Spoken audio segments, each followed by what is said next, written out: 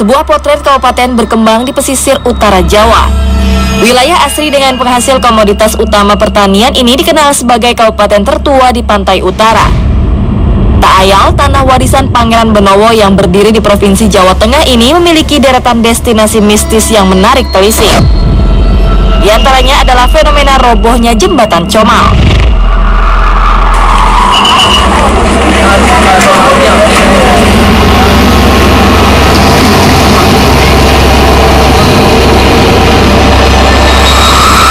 Terakhir tahun 2014 obrik sebelah sebelah barat itu juga retak, akhirnya timbulnya ya akses waktu lebaran itu ditutup. Masih segar diingatan, Sabtu 19 Juli 2014, jembatan utama penghubung transportasi Jawa ini roboh secara tiba-tiba. Sebuah musibah yang datangnya tak dinyana, sebab peristiwa itu terjadi sekitar pukul 2 dini hari. Jembatan ini memiliki fungsi yang sangat vital. Terlebih lagi kala itu bertepatan dengan momen mudik bagi sebagian besar warga ibu kota.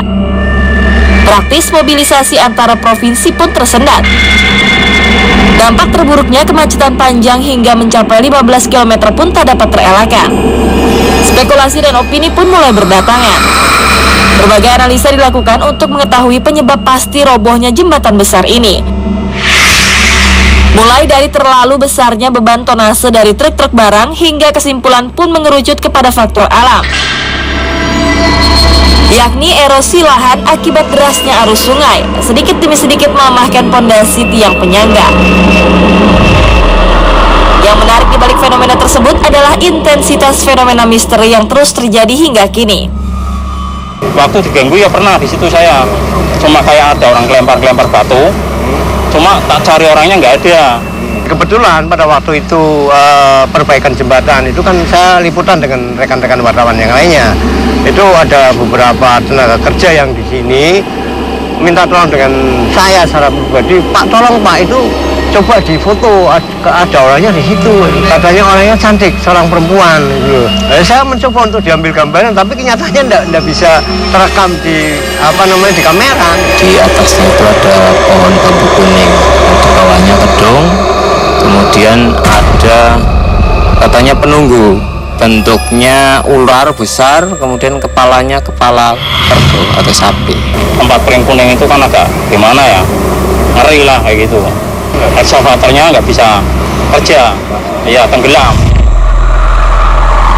Jika menengok ke belakang, ternyata tak hanya sekali jembatan Comal tumbang. Tercatat sudah lebih dari 3 kali jembatan ini tak kuasa menyempuh bumi. Itu tahun 1923, zaman penjajahan. Kemudian tahun 59 pernah dibangun lagi, tahun 1961 selesai. Kejadian lagi tahun 89 ambruk atas sampai ke bawah. Beberapa kali ambruk bukanlah peristiwa wajar untuk konstruksi kokoh ini. Bertolak dari hal itulah tim Mr. Tukul menyambangi jembatan fenomenal itu. Tim akan melakukan investigasi melalui sudut pandang spiritual. Adakah relasi peristiwa robohnya jembatan itu dengan kejadian-kejadian mistis yang berkembang sekitar jembatan Comal?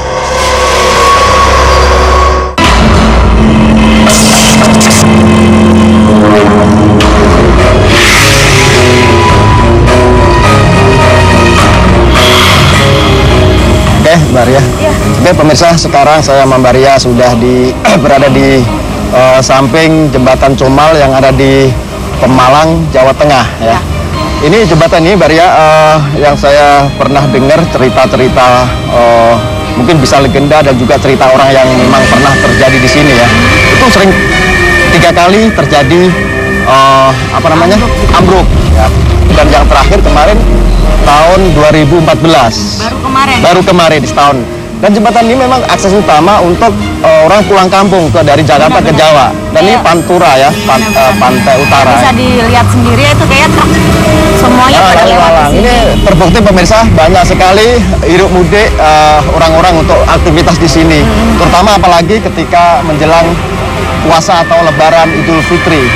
misalkan logikanya mungkin kan memang di sini banyak sekali pergerakan yang terjadi ya, karena ke jalur Pantura tadi, Utama ya. jalur utama untuk mudik gitu, dan mungkin konstruksi bangunannya mungkin kurang kuat gitu loh. Secara logikanya seperti itu. Cuman yang saya lihat ya, Kang Soleh, di sini tuh banyak sekali sosok-sosok yang nggak tahu ya, mereka sepertinya kayak agak ada yang mengganggu gitu loh, sampai kejadian ini jembatan ini jatuh. Cuman saya sosoknya masih lihat beberapa yang tadi pas kita jalan ke atas. Tadi lihat apa?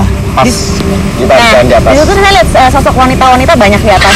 Di sini tuh ada sosok kayak laki-laki besar, jadi tingginya mungkin tiang ini nih Kang. Karena saya lihatnya cuma dari sini ke bawah. Di sini tuh ada gerombolan-gerombolannya tingginya segini. Tapi saya belum tahu mereka itu siapa. Cuman di sini sosoknya udah. Memang benar yang dikatakan Mbak Ria pemirsa. Tapi mungkin saya tambahin lagi, ada gambaran yang sekilas saya juga bisa melihat secara gaib. Ada mungkin sekitar 3 bahkan lebih kerajaan yang ada di sini. Dilihat dari bentuknya, mereka tuh sekelompokan-kelompokannya berbeda. Kayak tadi saya lihat itu tuh banyak wanita. Benar. Di sini beda gitu loh. Ada laki-laki yang banyak yang pakai hitam-hitam mungkin Iya, kan. Dan mungkin benar-benar. ada sosok, saya juga ada seperti apa ya di situ kayak binatang gitu. Coba kita Kesana aja yuk, kita lihat langsung.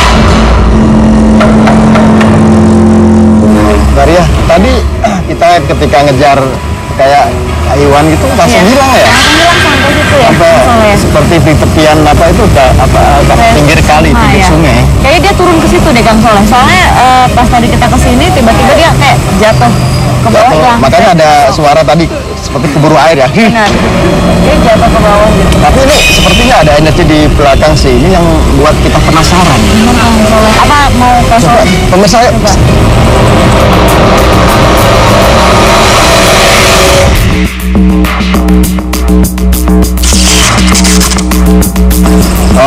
Pemirsa, saya sama Mbak Ria pengen menyatukan energi karena sini ada kekuatan gaib yang mungkin sepertinya ada sebuah Kayaknya ada banyak makan ya Kang. iya. Makanya Kayaknya coba ada banyak ada Mbak Ria coba banyak tangannya tangan.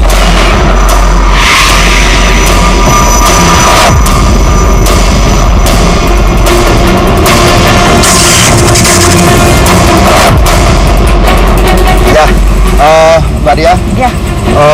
Kenapa ini batu saya pasang di sini sama situ? Ya. Sepertinya saya melihat ini ada sebuah makam yang memang tahu-tahu menggila sendiri. Yang saya rasakan dan saya lihat dengan mata batin, makanya saya kasih seperti ada batu nisan yang untuk menandai Sosoknya di sini dan seperti apa tadi mata. saya lihat ada, soalnya gini Kang Soleh, di sini ada beberapa makam, jadi bukan cuma satu. Benar. Cuman yang saya lihat ada beberapa makam, cuma ada seperti ada 7 makam yang apa ya, yang mereka ini sebenarnya orang penting gitu loh Kang Benar. Soleh. Ya. Jadi memang ada beberapa makam, tapi 7 makam ini, dan di sini saya lihat ada 3 sosok, yang satu di sini perempuan, yang di sebelah sana laki-laki 2 di sebelah sana. Cuman yang lain saya belum lihat. Cuma kalau makamnya saya yang maksudnya mereka mungkin dulunya orang yang sangat berpengaruh Kang Soleh. Ada 7. Masyarakat sini tidak mengetahui keberadaan beliau. Kita doa untuk berdoa dulu. Tanpa diduga, penelusuran Solepati dan Ria Winata menemukan adanya 7 makam lama.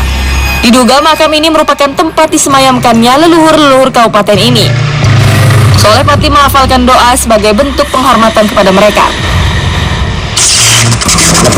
Tapi tenang ya daerah sini. Cuman di sini memang kan ada, benar kata Kang Soleh tadi, ada 3 kerajaan gaib. Dan memang di sini suasana dan tuh. Kenapa? Ada yang ini mungkin komunikasi apa? Ada sosoknya kayaknya manggil-manggil gitu.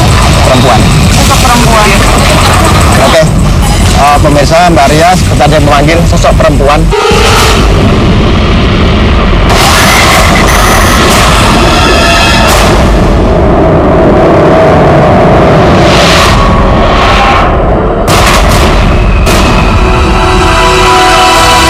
Ini mau kemana? Ini siapa? Yang hadir di sini siapa? Yang hadir siapa?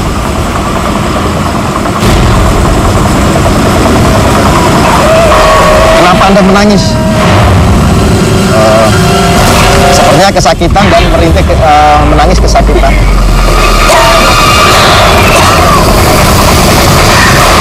apa? Anda siapa namanya? Namanya siapa? Oh, dicekik ya?